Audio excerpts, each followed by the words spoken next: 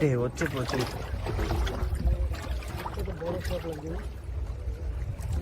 আবার বড় সাইজ। এই চলে গেল।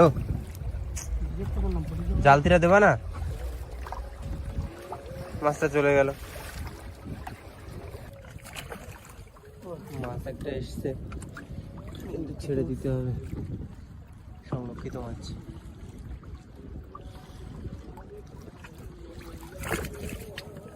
কি কি মাছ বা? এইখানে কান মাগুর? সত্যি? কি বাবা, আমি তো বুঝতে পারছিলাম না। আমি আসছে না, অন্য কি আসতেছে। আর কি এই বড় নদীতে কান মাগুর পেলাম মাঝখানে, এই প্রথম। মাঝখানে কান মাছ। কান মাগুর হয় খালের ভিতরে, এই সব জায়গায় কান মাগুর।